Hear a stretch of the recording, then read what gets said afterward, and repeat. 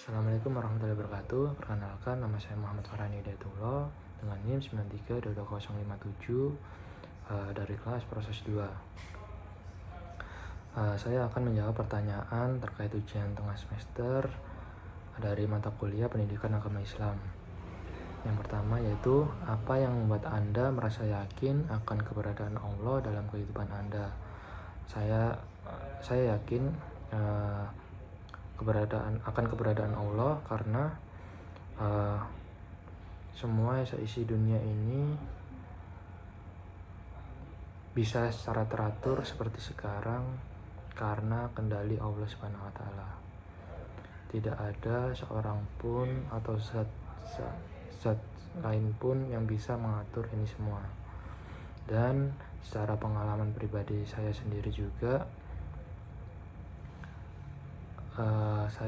ketika saya berdoa meminta petunjuk, meminta arahan kepada Allah, alhamdulillah semuanya itu bisa terkabulkan dan baik bagi saya. Kemudian secara mukjizat firman Allah dalam Al-Quran juga terbukti secara sains dalam penelitian pada zaman modern ini, seperti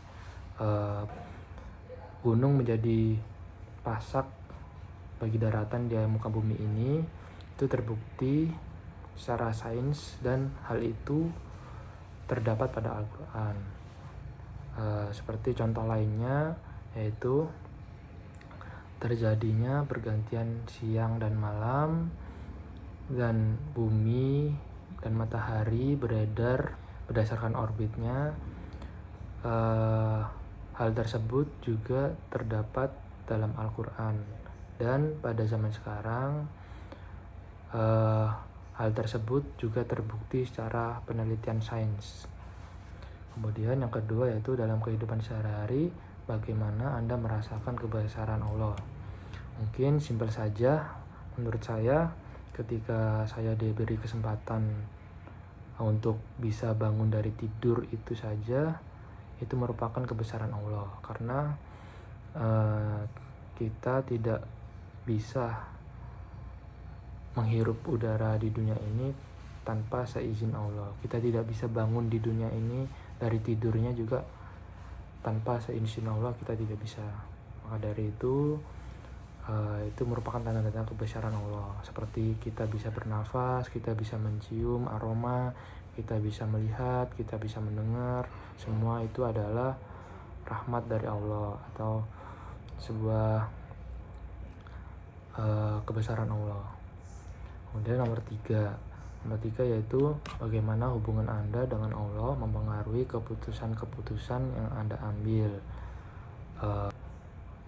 Hubungan saya dengan Allah sangat mempengaruhi segala keputusan yang saya ambil.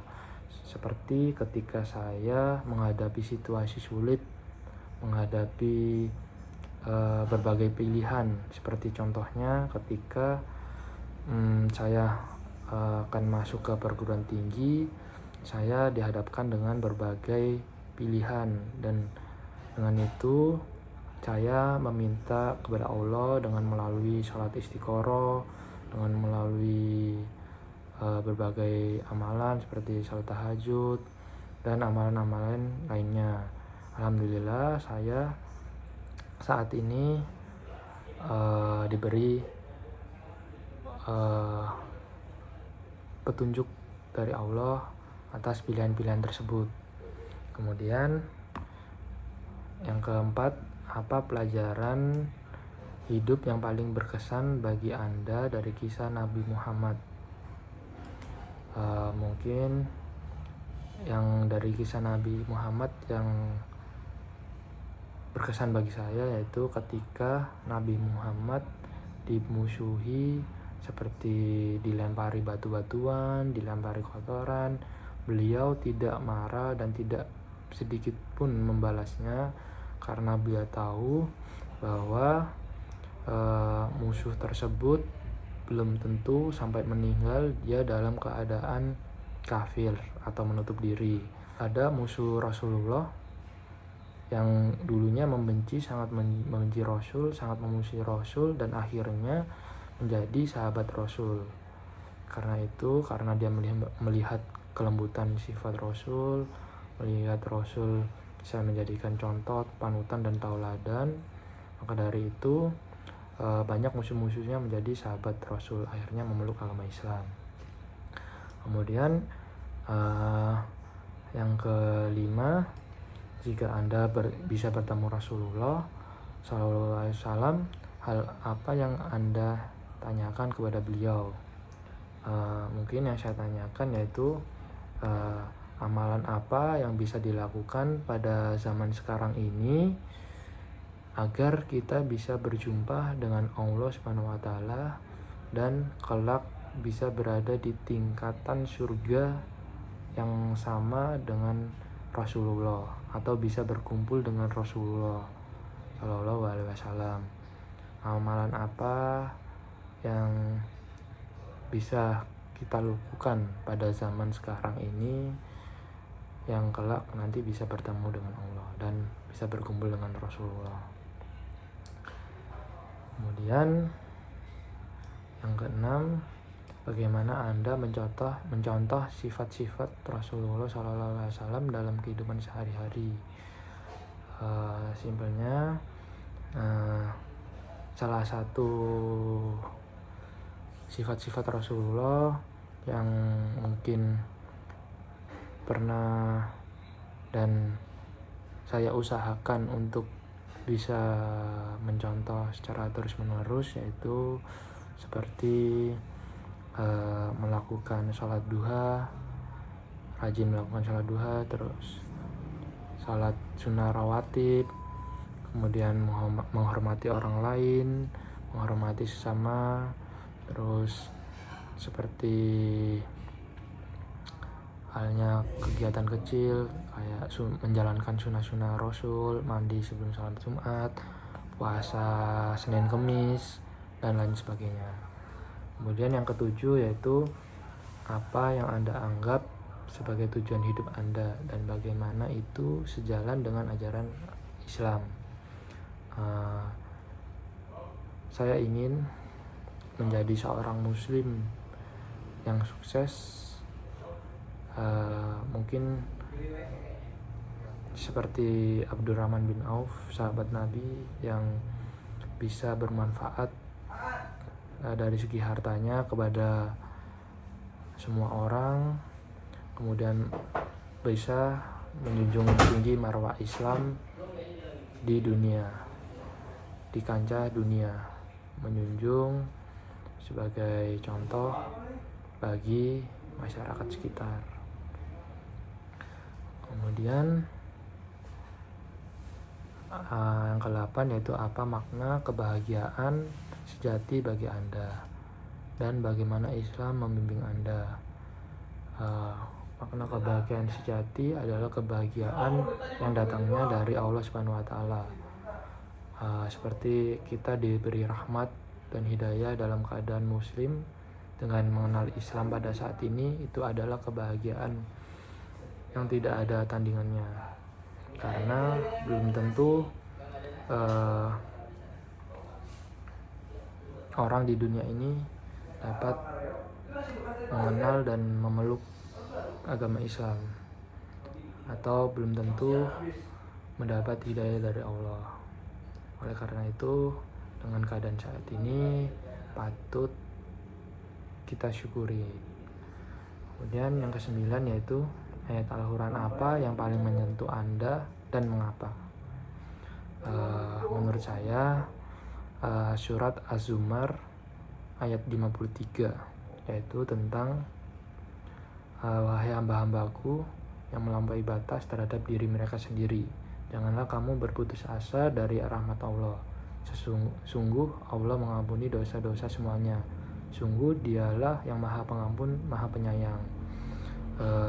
Makna dari ayat ini adalah ayat ini sangat menyentuh bagi kita yang merasa banyak salah, melakukan banyak dosa.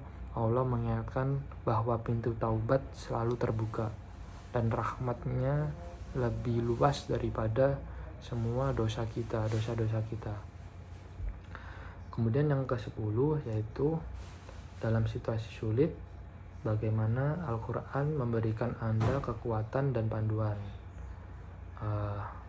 Menurut saya, Al-Quran sebagai petunjuk hidup dan pedoman hidup bagi seorang muslim, seperti salah satu ayat Al-Quran yaitu, maka sesungguhnya bersama kesulitan ada kemudahan.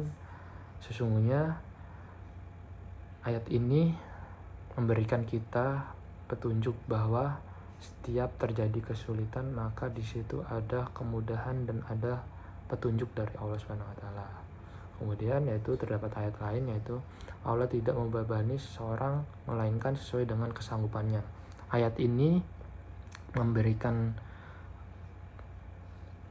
petunjuk bagi kita bahwa segala sesuatu masalah, cobaan yang kita alami saat ini, bahwa hal tersebut adalah mampu kita atasi karena Allah mempercayai kita bahwa setiap masalah yang kita hadapi adalah bahwa kita itu mampu untuk melalui semua hal tersebut.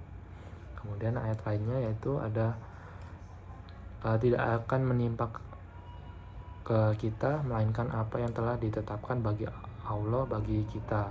Dialah pelindung kami, kita, dan hanya kepada Allah orang-orang yang beriman harus bertawakal.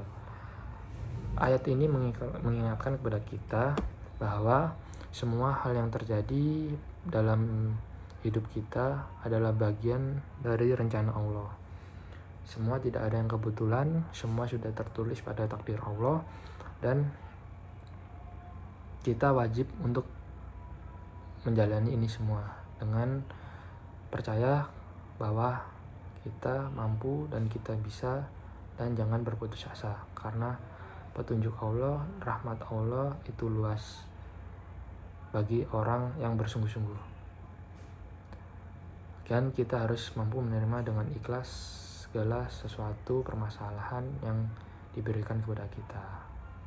Baik, mungkin cukup sekian pertanyaan-pertanyaan tersebut yang bisa saya jawab. Kurang lebihnya mohon maaf. Wabillahi taufiq wal hidayah. Wassalamualaikum warahmatullahi wabarakatuh.